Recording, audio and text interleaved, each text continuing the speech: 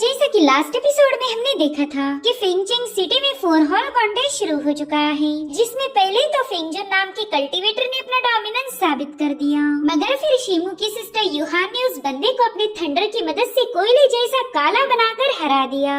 हालांकि बाद में वो टियानहाओ के सामने हार चुकी थी और फाइनल मुकाबले के लिए टियानहाओ शिमू को चैलेंज करता है। शिमू को पता था कि इस बंदे को हराना काफी ज्यादा मुश्किल होगा। वही दूसरी तरफ जोंगशु भी अरीना में पहुंच चुकी थी, जिसे हुआ ने देख लिया। अब आगे तो इस एपिसोड की शुरुआत उसी सीन से होती जहाँ पर शिमू और टियानहाओ के दरमियान एक जबरदस्त मुकाबला शुरू हो चुका। यहाँ पर टियानहाओ ने अपनी स्पीयर की मदद से शिमू को काफी पीछे पुश कर दिया। साथ ही साथ वो बंदा अपनी स्पीयर को घुमाते हुए ब्लेजिंग फायर को समन कर शिमू पर अटैक कर देता है। तो शिमू ने भी अपनी सनमून सोर्ड का इस्तेमाल करते हुए उस बंदे पर स्टोन स्लैश रिलीज कर दिया, जिसके चलते वहाँ पर एक जोरदार एक्सप्लोजन हो गया। तब तक टियानहाओ अपना स्पीयर लेकर शिमू के काफी करीब पहुँच चुका था, मगर शिमू अपनी सोर्ड की मदद से उसके अटैक को काउंटर कर लेता है और फिर इन दोनों में ऐसे ही मुसलसल क्लैशेस होने लगे। यहाँ पर शिमू टियानहाओ को काफी तगड़ी टक्कर दे रहा था, जो देखते साथ ही हुआ को उस पर गुस्सा आने लगा। जो देख जियांग उससे पूछ रहा था कि भाई तुम अचानक से शिमू पर इतना क्यों भड़क गए, तो हुआ उसे बताने लगा कि उस दिन जोंगशु को जिस बंदे ने किडनैप किया था उसने भी शिमू जैसे ब्लेड टेक्निक का यूज किया था, जिस पर जियांग कह रहा था कि ये तो बस एक मामूली सी ब्लेड टेक्निक है। हमारे फिंगचिंग सिटी में इस टेक्निक को न जाने कितने ही लोगों ने मास्टर किया होगा। तो क्या तुम ये दावे के साथ कह सकते हो कि शिमू ने इस जोंगशु को अगवा किया था? जिस पर हुआ कह रहा था हाँ बिल्कुल, शिमू की सिर्फ ब्लेड टेक्निक ही नहीं बल्कि उसकी हर एक मोमेंट उस बंदे के साथ मेल खा रही। इसलिए मैं दावे के साथ कह सकता हूँ कि शिमू ने ही जोंगशु को अगवा करके हमारी वो फैमिली की इज्जत मिट्टी में मिला दी। जो सुनकर जियांग भी काफी ज्यादा भड़क गया। वो कह रहा था कि शिमू की इस हरकत की वजह से हमारी जिन फैमिली की इज्जत मिट्टी में मिल जाएगी। मैं अभी जाकर उसे सबक सिखाता हूँ, मगर हुआ ने उसे रोक लिया। वो कह रहा था कि ये मसला काफी ज्यादा कॉम्प्लिकेटेड है, इसमें मेरी वो और तुम्हारी जिन फैमिली दोनों की रेपुटेशन दाव पर लग जाएगी, इसीलिए हमें काफी सोच समझकर एक्शन लेना पड़ेगा। जिस पर जियांग कह रहा था अब तुम ही बताओ हम शिमू के साथ कैसे निपटे, मगर फिलहाल तो हुआ के पास भी इसका कोई जवाब नहीं था और उसी वक्त उसे वेडिंग वाले दिन की बातें याद आने लगी। यूहान ने हुआ को रोकने की पूरी कोशिश की थी और यूहान के इंटरफेरेंस की वजह से ही वो किडनैपर जोंगशु को वहाँ से ले जाने में कामयाब हो गया। जब हुआ को ये बात कंफर्म हुई कि यूहान भी शिमू के साथ मिली हुई थी, तब तो उस बंदे की मानो खून में ही आग लग गई। वो दिल ही दिल में कहने लगा कि शिमू आखिर तेरी इतनी हिम्मत कैसी हुई कि तू मुझे उल्लू बनाए, तुझे क्या लगा तेरा पर्दा कभी फाश हो ही नहीं सकता। और उतने में वो जियांग से कहने लगा कि मेरे भाई अब एक्शन लेने का वक्त आ चुका है। आज तुम अपने भाई को सबके सामने जलील करोगे, क्योंकि मेरे पास अब सारे सबूत आ चुके हैं। वहाँ पर यूहान के साथ जो लड़की है वो कोई और नहीं बल्कि जोंगशु है। उसने तो बस एक वेल पहनकर अपना चेहरा छुपा लिया, मगर वो मेरी हुआ की आंखों में धूल नहीं झुक सकती। इधर शिमू टियानहाओ के साथ मुकाबला करने में काफी ज्यादा बिजी था। उसे कोई आइडिया नहीं थी कि हुआ के सामने उसका सीक्रेट अब रिवील हो चुका। हुआ जियांग को बता रहा था कि जब तक शिमू टियानहाओ के साथ फाइट करने में बिजी है, तब तक हम उस जोंगशु को कैप्चर करके उसे सीधा हमारे एंसेस्टर के सामने पेश करेंगे। उस शिमू की वजह से अब जिन फैमिली की काफी ज्यादा बदनामी होगी, इसलिए एंसेस्टर उसे कड़ी से कड़ी सजा देंगे और इसी मौके का फायदा उठाकर तुम जिन फैमिली में अपना नाम दोबारा से बना सकते हो। फिर शिमू को वहाँ पर कोई रिस्पेक्ट नहीं मिलने वाली। इधर टियानहाओ ने शिमू पर अटैक करने के लिए अपने स्पीयर को पॉइंट कर दिया था, तो उसे रोकने के लिए शिमू भी अपनी मून ब्लेड को निकाल लेता है। जैसे ही शिमू ने अपनी मून ब्लेड उसकी तरफ थ्रो की, वैसे वो बंदा अपनी स्पीयर की मदद से उस मून ब्लेड को रोकने लगा और फिर वो शिमू की मून ब्लेड के अटैक को काउंटर करते हुए उस ब्लेड को दोबारा से वापस शिमू की तरफ लौटा देता है। इधर शिमू अपनी मून ब्लेड को कलेक्ट करने में बिजी था और उसी वक्त टियानहाओ ने अपना स्पीयर उसकी तरफ थ्रो कर दिया, जो कि शिमू के काफी पास से गुजर जाता है। यहाँ पर शिमू उसके हाथों घायल होने से बाल बाल बच गया था और फिर एक बार फिर से टियानहाओ ने अपने ब्लेजिंग फ्लेम स्पीयर का इस्तेमाल करते हुए शिमू पर हमले करना शुरू कर दिए, जो देखकर मास्टर जू तो काफी ज्यादा हैरान थे। वो कह रहे थे कि टियानहाओ ने तो इस मुकाबले में अपनी जी जान लगा दी। ये लड़का जानता ही नहीं कि कभी इसने अपने अटैक को थोड़ा सा होल्ड करना चाहिए। पता नहीं उसने क्या सोचकर शिमू पर ब्लेजिंग फ्लेम स्पीयर की फुल फोर्स से स्ट्राइक किया होगा। ऐसे तो शिमू बुरी तरह से घायल हो जाएगा। जिस पर कांघाई कह रहे थे कि जहाँ तक मैं शिमू को जानता हूँ इतने आसानी से घुटनों पर नहीं नहीं आने वाला। और उनकी बात 100% सही थी, क्योंकि यहाँ पर शिमू ने टियानहाओ की फुल फोर्स के साथ की हुई स्ट्राइक को अपने सीने पर ही रोक लिया, जो देखते साथ ही 1 सेकंड के लिए टियानहाओ के मानो होश उड़ गए। और अब यहाँ पर शिमू उस पर हमले करते हुए कहने लगा कि अटैक करने की बारी अब मेरी है। इधर मास्टर फिंगचान तो शिमू पर काफी ज्यादा भड़क गए। वो कह रहे थे कि इस बंदे ने हमारे फिंग फैमिली के आयरन बॉडी टेक्निक को चुराया है, लेकिन मास्टर जू उसकी बात से अग्री नहीं थे। वो कह रहे थे कि मार्शल आर्ट में कई सारी बॉडी स्ट्रेंथनिंग वाले टेक्निक्स हैं, तो मेरे ख्याल से शिमू ने उन्हीं में से किसी का यूज किया होगा। वो भले तुम्हारे फैमिली के टेक्निक को क्यों चुराएगा। इनफैक्ट मैंने तो ये भी सुना था कि कांघाई के पास एक रिफाइनमेंट बॉडी टेम्परिंग मेथड है। अगर कोई कल्टीवेटर उसे मास्टर कर ले तो उसे इनविंसिबल बनने से फिर कोई रोक नहीं सकता, क्योंकि वो एक सुप्रीम स्किल है जो कि एक कल्टीवेटर की फिजिकल स्ट्रेंथ को काफी रैपिडली इंक्रीज कर सकती। जिस पर कांघाई जवाब देते हुए कहने लगे कि ना, अभी तक तो मैंने शिमू को वो टेक्निक नहीं सिखाई। दरअसल शिमू ने तो यहाँ पर बस बॉडी हार्डनिंग टेक्निक का यूज किया है, जो कि मास्टर फिंग की एंसेस्ट्रल सीक्रेट टेक्निक के सामने कुछ भी नहीं। अब यहाँ पर मास्टर फिंगचान को समझ नहीं आ रहा था कि वो कांघाई को क्या जवाब दे, इसलिए उसने फिलहाल के लिए खामोश रहना ही सही समझा। इधर वूटोंग शिमू के मुकाबले को देखकर दिल ही दिल में कहने लगा कि शिमू के पास तो काफी इम्प्रेसिव टेक्निक है। अगर मेरा बेटा हुआ इसका मुकाबला करने चला गया तो आसानी के साथ नहीं जीत पाएगा। मुझे कुछ भी करके कोई और तरीका ढूंढना होगा ताकि हमारी वो फैमिली के नाक कटने से बच जाए। इधर टियानहा और शिमू में जबरदस्त फाइट चल रही थी। इन दोनों ने एक दूसरे को तगड़ी टक्कर दी, जो देखकर ही टियानहा जोर जोर से हंसने लगा और कह रहा था, मेरे भाई इस मुकाबले में मुझे काफी ज्यादा मजा आ रहा है, तो क्यों ना आज इसी बहाने से मैं तुम्हें अपनी वांग फैमिली की ब्लड लाइन अवेकनिंग की पावर दिखाऊं। और फिर उसने बड़े ही जोश के साथ अपनी स्पीयर को घुमाते हुए ब्लेजिंग फ्लेम स्पीयर टेक्निक के एक और मूव को एक्टिवेट कर दिया। उसे रेड लोटस ब्रेक कहा जाता था। यहाँ पर शिमू उसके अटैक को अपनी तरफ आगे बढ़ता हुआ देखकर सोचने लगा कि टियानहा वाकई काफी ज्यादा खतरनाक है। अब तो मेरे पास और कोई ऑप्शन नहीं, मुझे कुछ भी करके इस टेक्निक को यूज करना होगा।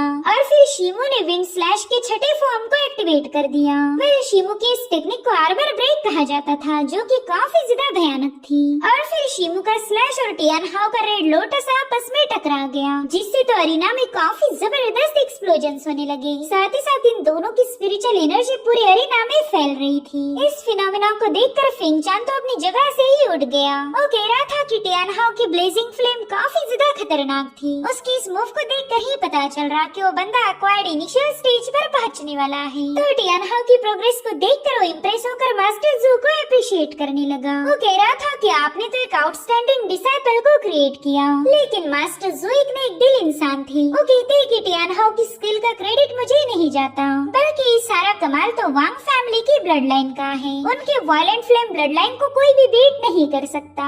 अगर एक काबिल मास्टर की बात की जाए जो कि एक आउटस्टैंडिंग डिसाइपल को बना सकता, तो वो सिर्फ कांघाई है। कांघाई ने शिमू जैसे बेहतरीन डिसाइपल को प्रोड्यूस किया, जो सुनते साथ ही कांघाई मास्टर जू का शुक्रिया अदा करने लगे। वही दूसरी तरफ वूटांग मास्टर जिनचेंग से कहने लगा कि शिमू ने टियानहाओ को तगड़ी टक्कर दी है। आज न कल ये बंदा आपकी जिन फैमिली की सारी ग्लोरी को चुरा लेगा। जिस पर जिनचेंग जवाब देते हुए कहने लगा कि 4 हॉल कॉन्टेस्ट इसलिए रखा जाता ताकि हमारे फेंगचिंग सिटी की टैलेंटेड यंग डिसाइपल को नर्चर होने का मौका मिल पाए। तो इस कॉन्टेस्ट में हार या जीत मायने नहीं रखती, ये तो बस यंग बच्चों का मुकाबला है, तो इसे हमने सिर्फ एंजॉय करना चाहिए। पता नहीं क्यों आप इस मुकाबले को कुछ ज्यादा ही सीरियस ले रहे हैं। जो सुनकर वूटांग दिल ही दिल में कहने लगा कि हाँ, तेरे लिए ये सब बोलना काफी ज्यादा आसान है, क्योंकि शिमू तेरी जिन फैमिली से बिलोंग करता। 4 हॉल कॉन्टेस्ट में जो भी डिसाइपल शाइन करेगा उसकी फैमिली उतनी ही ज्यादा स्ट्रॉन्ग बनेगी। वो फैमिली एक ऐसा डोमिनेंस क्रिएट करेगी जिसे फेंगचिंग सिटी में कोई चैलेंज नहीं कर पाएगा। और उतने में उसका ध्यान हुआ पर गया। उसे तो ये समझ नहीं आ रहा था कि उसका लड़का मुकाबला देखना छोड़कर एरिना में क्यों चला गया, यानी कि जरूर से हुआ ने कुछ नोटिस किया होगा। इसलिए वूटांग भी जिनचेंग से कहने लगा कि मुझे काफी ज्यादा अनईजी फील हो रहा, मैं थोड़ी देर में रेस्टरूम होके आता हूँ। और इतना कहते साथ ही वो बंदा भी वहाँ से रवाना हो गया। इधर शिमू और टियानहाओ एक दूसरे पर मुसलसल हमले कर रहे थे और इसमें इन दोनों को काफी ज्यादा मजा आने लगा। यहाँ पर शिमू से कह रहा था कि मेरे भाई इस मुकाबले में चाहे मेरी जीत हो या हार हो, इससे मुझे कोई फर्क नहीं पड़ता, मुझे तो बस इस फाइट को एंजॉय करना है। वहीं पर जोंगशू यूहान से कह रही थी कि ये मुकाबला काफी ज्यादा खतरनाक हो रहा, मुझे तो लगा ही नहीं था कि टियानहाओ यंग मास्टर शिमू को इतनी तगड़ी टक्कर दे पाएगा। जिस पर यूहान कह रही थी कि तुम ज्यादा फिक्र मत करो, बस थोड़ी देर रुक जाओ और फिर देखना मेरा भाई उस टियानहाओ की कैसी हालत करता है। बस थोड़ी देर के बाद टियानहाओ मेरे भाई के सामने रहम की ही भीख मांगेगा। मगर जोंगशु तो शिमू के लिए प्रे करने लगी। उसे पता था कि टियानहाओ काफी ज्यादा खतरनाक है और उतने में हुआ उनके पास पहुंच गया। यहाँ पर जुआन यूहान से कह रहा था कि तुमने कुछ ऐसी गलतियाँ करी है जिससे हमारी जिन फैमिली की रेपुटेशन खराब होगी। शायद तुम्हें हमारे लाड़ प्यार ने कुछ ज्यादा ही बिगाड़ दिया। जो सुनते साथ ही यूहान भी उस पर भड़क गई, लेकिन तभी हुआ उससे कह रहा था कि अरे जुआन की बातों पर तुम ज्यादा तवज्जो मत दो, वैसे भी यहाँ पर काफी ज्यादा गर्मी है, तो क्यों ना तुम अपने दोस्त को लेकर हमारे साथ पवेलियन चलो, वहाँ से मुकाबले देखने का मजा ही कुछ और है। जिस पर यूहान जवाब देते हुए कहने लगे कि हमें तो यही से मुकाबला देखना अच्छा लग रहा, अगर तुम्हें ज्यादा गर्मी लग रही हो तो तुम अपने पवेलियन में वापस लौट सकते। जो सुनते साथ ही जुआन तुरंत ही यूहान के जबरदस्ती करने लगा। वो कह रहा था कि तुम्हें मेरी बात माननी पड़ेगी, मगर यूहान ने उसका हाथ छटक दिया। वो कहने लगी कि पहला तो तुम लड़कियों के साथ तमीज से बात करना सीखो। जिसके बाद वो जोंगशु को लेकर वहाँ से जाने ही वाली थी और उतने में हुआ ने जोंगशु को आवाज दी। अपना नाम सुनते ही उस बंदी ने भी रिस्पॉन्स किया और यही उससे गलती हो गई, क्योंकि हुआ ने उसकी आइडेंटिटी को कंफर्म कर लिया था। साथ ही साथ इन दोनों बंदों ने उनका रास्ता रोक लिया। यहाँ पर हुआ जोंगशु को बता रहा था कि मैं जानता हूँ कि शिमू ने तुम्हें शादी के दिन भगाया था, तुम्हारा सारा खेल खत्म हो गया, इसलिए तुम्हें चुपचाप से मेरे साथ आना होगा, वरना तुम्हारी वजह से तुम्हारा प्यारा शिमू सबके सामने जलील होगा। साथ ही यहाँ पर जोंगशु का बेल हटाने की कोशिश कर रहा था, मगर उतने में यूहान ने अपनी गोल्डन थंडर से उस बंदे पर हमला कर दिया। वो उससे कह रही थी कि अगर तुम्हें मेरी गोल्डन थंडर की पावर को टेस्ट करना है तो आगे आकर मेरा मुकाबला करो, अगर तुम्हारी हालत मैंने उस फेंगजुन से बदतर नहीं की तो मेरा नाम बदल देना। अब इन दोनों ने अपनी बहस की वजह से सभी लोगों का ध्यान अपनी तरफ खींच लिया। तो हुआ जोंगशु से कहने लगा कि तुम्हारी वजह से आज हमारी फैमिली जलील होगी, अगर तुम इसकी पनिशमेंट लेना नहीं चाहती तो चुपचाप से मेरे साथ चलो। मगर यूहान ये बात अच्छे से जानती थी कि अगर जोंगशु हुआ के साथ चली गई तो ये लोग उसे खत्म कर देंगे। अगर यहाँ पर मैंने और तमाशा खड़ा किया तो हो सकता है कि हुआ हमें यहाँ से जाने दे, इसलिए वो जानबूझकर सबके सामने जोर से कहने लगी कि ब्रदर हुआ, तुम तो बेवजह ही मेरी फ्रेंड को जलील कर रहे हैं, ये तुम्हारे घर की सर्वेंट नहीं बल्कि हमारे घर की मेहमान है, इसलिए जल्दी से हमारा रास्ता छोड़ दो। जिस पर हुआ कह रहा था कि मैं जानता हूँ तूने तेरे भाई के साथ मिलकर इस बंदी को अगवा किया था, जल्दी से इसे हमारे हवाले कर दो और मैं तुझे माफ कर दूंगा। जिस पर यूहान कहने लगी कि तुम तो बेवजह ही हमारी जिन फैमिली पर इल्जाम लगा रहे, अगर हमारे एंसेस्टर को ये सारी बातें पता चली तो तुम्हारी फैमिली के लिए बिल्कुल अच्छा नहीं होने वाला। तो वो बंदा तुरंत ही अपनी सोड को समन करते हुए यूहान से कहने लगा कि मैं खुद ही जाकर तुम्हारी जिन फैमिली के एंसेस्टर से बात करूंगा, मैं तुम्हारे एंसेस्टर से यू फैमिली के लिए जस्टिस की मांग करूंगा, इसलिए जाओ जाकर तुम्हारे एंसेस्टर को जो बताना है वो बता दो, मुझे इससे कोई फर्क नहीं पड़ता, लेकिन आज ये बंदी तुम्हारे नहीं बल्कि मेरे साथ जाएगी। अब उसकी बातें सुनकर यूहान उस पर काफी ज्यादा भड़क गई थी, मगर वो अपने विप से हुआ पर हमला कर पाई इससे पहले जुआ ने उसका हाथ पकड़ लिया। वो कह रहा था हुआ तुम मेरी सिस्टर यूहान को हर्ट नहीं कर सकते, अगर जिन फैमिली को इसके बारे में पता चला तो जरूर से तुम्हें पनिश करेंगे, इसलिए जल्दी से जोंगशु को लेकर यहाँ से रवाना हो जाओ। अब यहाँ पर यूहान ने जोंगशु को भागने के लिए बता दिया था, लेकिन हुआ ने उस बंदी का हाथ पकड़ लिया। वो कह रहा था कि मेरी जान मेरे होते हुए तुम यहाँ से नहीं जा सकती, और फिर हुआ उसे जबरदस्ती अपने साथ ले जाने लगा। वो जोंगशु को बता रहा था कि अब तुम्हारी कोई मदद नहीं कर सकता। यहाँ पर यूहान उसे बचाने की पूरी कोशिश करने लगी, लेकिन जुआन ने उसका रास्ता रोक लिया, इसलिए अब यूहान और जोंगशु ने मिलकर शोर मचाना शुरू कर दिया। जो सुनते साथ ही शिमू और टियानहाओ का ध्यान भी उनकी तरफ जा चुका था। टियानहाओ ने देखा कि जुआन तो यूहान पर काफी ज्यादा जबरदस्ती कर रहा, वहीं दूसरी तरफ जोंगशु भी हुआ के साथ जाते वक्त स्ट्रगल कर रही थी। जो देखते साथ ही शिमू ने सीधा हुआ के गले पर अपनी ब्लेड लगा दी। इधर जुआन भी यूहान पर हमला करने ही वाला था कि तभी टियानहाओ बीच में आ जाता है। वो बंदा तो यूहान के सामने एज अ प्रोटेक्टर खड़ा हो गया था। जो देखते साथ ही यूहान के चेहरे पर स्माइल आ गई। उसे पता था कि जुआन टियानहाओ से पंगे नहीं लेगा। वहीं दूसरी तरफ शिमू भी हुआ को धमका रहा था कि जल्दी से इस बंदी का हाथ छोड़ दो, अगर तुमने मेरी बात नहीं मानी तो तुम्हें काफी ज्यादा रिग्रेट होगा। इधर टियानहाओ ने भी जाहिर कर दिया था कि कोई भी यूहान को हाथ नहीं लगाएगा। जो देख हुआ उससे कहने लगा कि ये हमारी वो फैमिली का पर्सनल मैटर है, इसमें तुम्हारी वांग फैमिली इंटरफेयर नहीं कर सकती। आफ्टर ऑल शिमू ने वो फैमिली की दुल्हन को अगवा किया था और मैं तो बस हमारी दुल्हन को वापस ले जा रहा हूँ, तो हमारी इस फैमिली मैटर में कोई इंटरफेयर नहीं कर सकता। इधर शिमू को तो यकीन ही नहीं हो रहा था कि उसकी चोरी अब पकड़ी गई। वो कहने लगा कि पता नहीं तुम क्या क्या बकवास कर रहे हैं, मैं तो कुछ भी नहीं जानता, भला मैं तुम्हारी फैमिली की दुल्हन को अगवा क्यों करूँगा। जिस पर हुआ कह रहा था कि हाँ मैं जानता हूँ तुम इतनी आसानी के साथ अपने क्राइम को एक्सेप्ट नहीं करोगे तो क्यों ना इस बात की गवाही खुद जोंगशू दे दे। वो एक मामूली सा पर्दा लगाकर अपनी पहचान को छुपा नहीं सकती। जिसके बाद जोंगशू से कह रहा था कि जल्दी से अपना वेल हटाओ, मुझे तुम्हारी पहचान को कंफर्म करना है। अगर तुम हमारी वो फैमिली की जोंगशू हो तो तुम्हें बिना कुछ बोले हमारे साथ चलना होगा। अब हुआ की बातें सुनकर वहाँ मौजूद हर एक बंदा काफी ज्यादा हैरान हो गया। वो जोंगशू से कह रहे थे कि अगर तुम वाकई बेगुनाह हो तो हुआ के सामने अपना वेल हटाकर अपनी पहचान को कंफर्म करो। अब देखते देखते एल्डर्स का ध्यान भी इनकी बहस पर आ चुका था। फिंगचन कहने लगा कि पता नहीं यहाँ पर एग्जैक्टली हो क्या रहा है। आज तक कभी भी 4 हॉल कॉन्टेस्ट को इसे बीच में छोड़ा नहीं गया था। मुझे ऐसा फील हो रहा कि यहाँ पर कुछ तो बड़ा पंगा जरूर हुआ। इधर जिन फैमिली का हेड जिनचिंग भी काफी ज्यादा कंफ्यूज था। वो अपने छोटे भाई जिन्मू से कहता है कि अब हमने भी नीचे जाना चाहिए। जरा देखते हैं कि इस बार शिमो और यूहान ने मिलकर कौन सी नई मुसीबत को बुलावा भेजा। वहीं दूसरी तरफ शिमो और यूहान मिलकर जोंगशू को प्रोटेक्ट कर रहे थे और उतने में हुआ का फादर वुटांग वहाँ पर पहुँच गया। वो अपने बेटे को डांटते हुए कहने लगा कि हुआ पता नहीं तुमने यहाँ पर इतना बड़ा तमाशा खड़ा क्यों किया, जल्दी से पीछे हट जाओ, तुम्हें शिमो के साथ फाइट करने की कोई भी जरूरत नहीं। अरे अब ऑडियंस को बताने लगा कि आजकल के बच्चों को अपने गुस्से पर जरा भी काबू नहीं रहता। इन्होंने एक मामूली सी बात पर ही इतना बड़ा तमाशा खड़ा कर दिया। खैर ये लड़की जोंगशू हमारी वो फैमिली की दुल्हन है। इसके फादर ने हमारी फैमिली के साथ इसका रिश्ता तय किया था, मगर इन बच्चों की झगड़ों की वजह से हमारा फैमिली मैटर एक तमाशा बन गया। साथ ही साथ जोंगशू से कहने लगा कि अब तुम्हें घर आना पड़ेगा, वहीं जाकर हम इत्मीनान से इस सारे मसले को सुलझा देंगे। मगर दिल ही दिल में वुटांग जोंगशू पर काफी ज्यादा गुस्सा था। अगर जोंगशू उसके साथ चली गई तो या तो उसे मार दिया जाएगा या फिर सीवियरली पनिश किया जाएगा।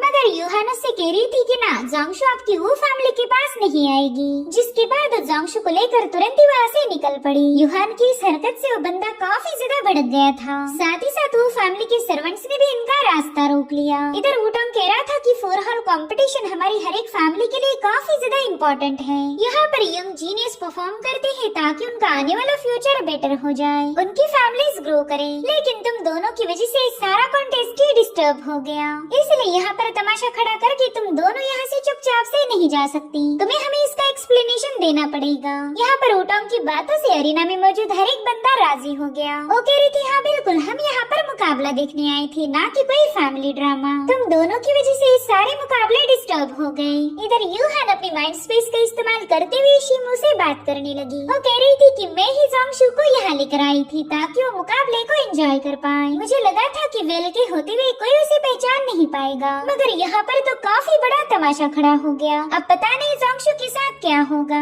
हुआ ने तो यहाँ तक भी बोल दिया कि वो हमारे एंसेस्टर के सामने इस मैटर को रखने वाला है ताकि हम दोनों को कड़ी से कड़ी सजा मिलकर वो फैमिली को जस्टिस मिल जाए। यहाँ पर शिमू ने बिल्कुल उम्मीद नहीं की थी कि उसकी ये सारी प्लानिंग किस तरह से चौपट हो जाएगी। जिस पर शिमू जवाब देते हुए कहने लगा कि अभी सारा प्रॉब्लम तो हो चुका है, इसलिए हमने फिलहाल इस मसले को हल कैसे करना है इस पर ही ध्यान देना चाहिए। रिग्रेट करने से कुछ भी हासिल नहीं होगा, बस ये सोचो कि इस मसले को पीसफुली रिजॉल्व कैसे किया जाए, क्योंकि अगर ऐसा नहीं हुआ तो मुझे इन सब के साथ फाइट करके जोंगशू को यहाँ से ले जाना पड़ेगा। मैं जोंगशू को किसी भी कीमत पर वो फैमिली के पास वापस नहीं भेज सकता, वरना वो लोग उसे खत्म कर देंगे। और अब वहाँ पर जिन फैमिली के हेड भी पहुँच गए तो ये सभी लोग फटाफट से जिनचेंग को रिस्पेक्ट देने लगे। यहाँ पर जिनचेंग को कोई आइडिया नहीं थी कि शिमो और यूहान ने मिलकर जोंगशू को रिहा किया था। जिनचेंग वुटांग से कह रहा था कि मेरे भाई तुमने इस सिचुएशन को काफी अच्छे से हैंडल किया, अगर तुम इंटरफेयर नहीं करते तो शायद इनकी लड़ाई और ज्यादा बढ़ जाती और इन बच्चों की वजह से हमारी दोनों फैमिलीज को सबके सामने जलील होना पड़ता। खैर अगर तुम इस लड़की को अपने साथ ले जाना चाहते हो तो मेरी पूरी परमिशन है। मैं यहाँ पर पब्लिक के सामने कोई तमाशा खड़ा करना नहीं चाहता। वहीं पर यूहान अपने अंकल से कहने लगे कि प्लीज आप इस लड़की को इनके साथ मत भेजिए, इन्होंने जरूर से इस बंदी के खिलाफ प्लानिंग बनाई होगी। मगर जिनचेंग तो उल्टा यूहान पर ही भड़क गया। वो कहने लगा कि मेरे ही लाड़ प्यार की वजह से तुम काफी ज्यादा बिगड़ चुकी हो, तुम्हें तो इतना भी समझ नहीं आता कि कब खामोश रहा जाए और कब बोला जाए, ऊपर से तुम मेरे हुक्म की नाफरमानी कर रही। अब यहाँ पर यूहान अपने अंकल को सारी सच्चाई बताने वाली थी, मगर उतने में जोंगशू ने उसे रोक लिया। वो बिल्कुल भी नहीं चाहती थी कि उसकी वजह से यूहान को कोई पनिशमेंट मिले। अरे अब जोंगशू आगे बढ़ते हुए कहने लगी कि यहाँ का सारा मसला बस मेरी वजह से क्रिएट हुआ, तो इसे हल करने के लिए मेरा सबके सामने आना काफी ज्यादा इम्पोर्टेंट होगा। मैं नहीं चाहती कि मेरी वजह से दो फैमिलीज के रिश्ते खराब हो जाएं। वो फैमिली में जाने के बाद मेरे साथ क्या हुआ ये मैं सबके सामने एक्सप्लेन करना चाहती हूँ। और इतना कहते साथ ही जोंगशू ने अपनी वेल वाली हैट हटा दी। उसने सबको दिखा दिया था कि वही वो फैमिली की किडनैप की गई दुल्हन है, और हो सकता है कि जोंगशू वो फैमिली का असली चेहरा सबके सामने ला दे। और इसी के साथ एपिसोड यहीं पर एंड हो जाता है। Thank you so much for watching. Bye bye, take care.